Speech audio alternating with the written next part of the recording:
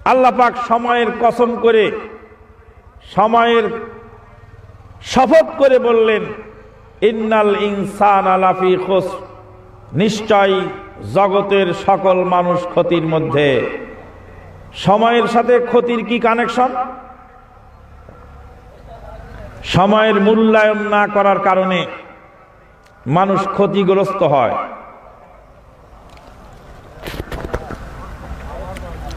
$500 দামের একটা ট্রেনের টিকিট রেলগাড়ি স্টেশন থেকে পার হয়ে যাওয়ার পরে এই টিকিটটা কত টাকায় বিক্রি করা যাবে? 0। 500 টাকা দিয়ে টিকিটটা কিনা হয়েছে, কিন্তু গাড়ি স্টেশন থেকে ছেড়ে গেছে। এখন ওই টিকিটের আর কোনো মূল্য নাই। 1 মিনিট পার হয়েছে, বেশি হয়নি।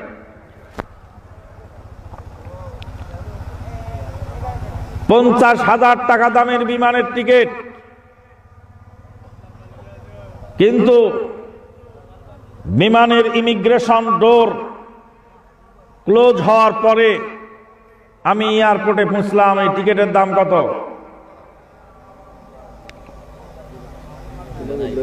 এই টিকিটেরও মূল্য নাই। বোর্ডিং পাস যদি কাটা না হয় আর টিকিট যদি ওপেন থাকে, তাহলে পরবর্তী ডেট চেঞ্জ করাও যেতে পারে। কিন্তু বোর্ডিং পাস কাটা হয়ে গেছে। বোর্ডিং পাস হাতে নিয়ে ইমিগ্রেশন ডোরের কাছে গিয়ে দেখছি ইমিগ্রেশন ডোর ক্লোজ হয়ে গেছে, আর ঢোকার অনুমতি নাই। এখন বিমানের দরজা বন্ধ করে উড়ার প্রস্তুতি চলছে। তাহলে $50,000 মাটি হয়ে গেল। 10 লক্ষ টাকা দিয়ে একটা ভিসা কিনলাম, ভিসাটা একদিন ডেট এক্সপায়ার হয়ে গেল। এই ভিসাটা কত টাকা বেচা যাবে? সাদা কাগজে পরিণত হয়ে গেল, ওই ভিসার আর কোনো মূল্য নেই। আউযু বিল্লাহি মিনাশ শাইতানির রাজিম। ওয়াল আসরি ইন্নাল ইনসানা লাফি খুসর ইল্লাল্লাযীনা আমানু ওয়া আমিলুস সালিহাত। দুনিয়ার সব মানুষ ক্ষতির মধ্যে নিমজ্জিত, সময়ের মূল্যায়ন না করার কারণে। 1 মিনিট সময়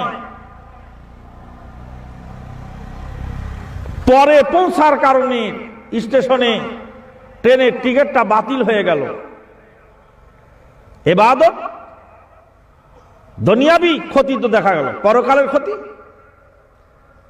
বেলা ডুবার 1 মিনিট আগে একজন লোক ইফতার করে ফেলল, বেলা ডুবতে আর 1 মিনিট বাকি, এমতো মুহূর্তে সে পানি খেয়ে ফেলল। আল্লাহ পাক তাকে কত সওয়াব দিবেন? ওই দিনের সিয়ামের কোনো নেকি তার আছে? কেন? সারা দিনের পরিশ্রম গেল কোথায়? সারা দিনের পরিশ্রম বাতিল হয়ে গেল 1 মিনিটের কারণে। সুবহানাল্লাহ। আরাফার ময়দানে 9 তারিখ হাজির হতে হবে। 9 তারিখে যদি হাজির না হওয়া যায়, তাহলে 9 তারিখ দিবাগত রাত 10 তারিখ ফজরের আজানের আগ পর্যন্ত কেউ আরাফার ময়দানে হাজির হতে পারলে তার হজটা টিকে গেল। কিন্তু ফজরের আজানের 1 মিনিট পরে আরাফার ময়দানে সে ঢুকলো, তার হজ কি হবে না বাতিল? 2.5 লক্ষ টাকার যেই 3 লক্ষ টাকার যে হজের সফর, 3 লক্ষ টাকার হজ সফর বাতিল হয়ে গেল। এই বছরে আর হজ করার কোনো সুযোগ, অনুমতি তার নাই। কুরবানির ঈদের দিন 13ই জিলহজ বেলা ডুবার 1 মিনিট আগ পর্যন্ত আপনি কুরবানি করতে পারবেন। 13ই জিলহজের বেলা ডুবে গেল, ওই বছরের জন্য আপনার আর কুরবানি চলবে না। আল্লাহু আকবার। তাহলে 1 মিনিটের কত দাম? 1999 সালের 31শে ডিসেম্বর রাত 59 মিনিট 59 সেকেন্ড 1999 সাল। 1999 সালের 31শে ডিসেম্বর রাত 11টা বেজে 59 মিনিট 59 সেকেন্ড আমি আমার ঘড়ি ধরে বসেছিলাম। রাতে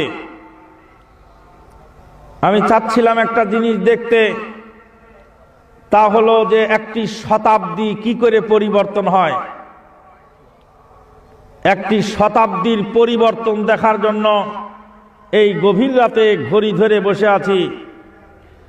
ঘড়ির কাঁটা রাত 11টা বেজে 59 মিনিট হয়ে গেল।